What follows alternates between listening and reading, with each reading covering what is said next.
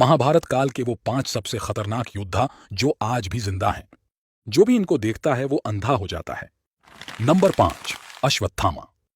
अश्वत्थामा द्रोणाचार्य का पुत्र और रुद्रा का अवतार था। अश्वत्थामा को संपूर्ण महाभारत के युद्ध में कोई हरा नहीं सका था।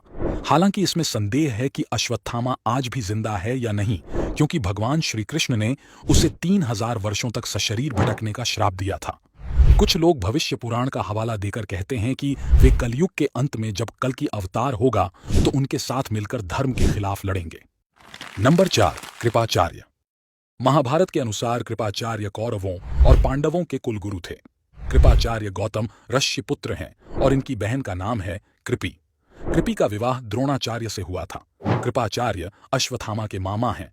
महाभारत युद्ध में कृपाचार्य ने भी पांडवों के विरुद्ध कौरवों का साथ दिया था।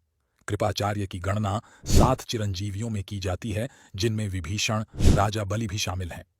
नंबर 3, महर्षि दुर्वासा। महर्षि दुर्वासा के बारे में सभी जानते हैं कि वे कितने क्रोधित ऋषि हैं। रामायण अनुसार महर्षि दुर्वासा राजा दशरथ के भविष्यवक्ता थे। इन्होंने रघुवंश के लिए बहुत भविष्यवाणियां भी की थीं। दूसरी ओर महाभारत में महर्षि दुर्वासा कुंती को मंत्र देते हैं तो द्रौपदी की परीक्षा लेने के लिए अपने 10,000 शिष्यों के साथ उनकी कुटिया पहुंचे थे। एक जगह वे कृष्ण के पुत्र सांब को श्राप देते हुए भी बताए गए हैं। महाभारत काल में भी उनके होने की चर्चा कई जगह की गई है। उन्हें भी चिरंजीवी होने का वरदान प्राप्त है। नंबर 2, परशुराम। वैसे परशुराम तो रामायण के काल के पहले से ही जीवित हैं। इनके पिता का नाम जमदग्नि और माता का नाम रेणुका था। रचीक सत्यवती के पुत्र जमदग्नि रेणुका के पुत्र परशुराम थे। रामायण में परशुराम का उल्लेख तब मिलता है जब भगवान श्री राम सीता स्वयंवर के मौके पर शिव का धनुष तोड़ देते हैं। तब परशुराम यह देखने के लिए सभा में आते हैं कि आखिर यह धनुष किसने तोड़ा।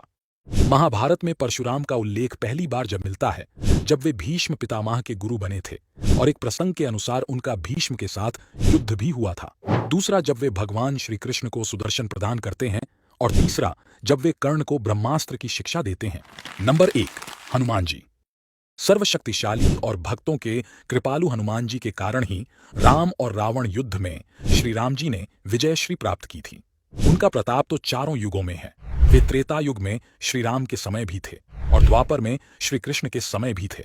बहुत कम लोग जानते होंगे कि महाभारत के युद्ध में श्री हनुमान जी के कारण ही पांडवों को विजय मिली थी। अर्जुन और श्री कृष्ण को उन्होंने उनकी रक्षा का वचन दिया था, तभी तो वे उनके रथ के ध्वज पर विराजमान हो गए थे। इससे पहले वे भीम का अभिमान को चूर चूर कर देते हैं। जब एक जंगल में भीम उनसे अपनी पूंछ हटाने का कहता है तो हनुमान जी कहते हैं, तू तो शक्तिशाली है, तू ही मेरी पूंछ हटा दे। लेकिन भीम अपनी सारी शक्ति लगाकर भी जब वह पूंछ नहीं हटा पाता है तो वे समझ जाते हैं कि यह कोई साधारण वानर नहीं, स्वयं हनुमान जी हैं।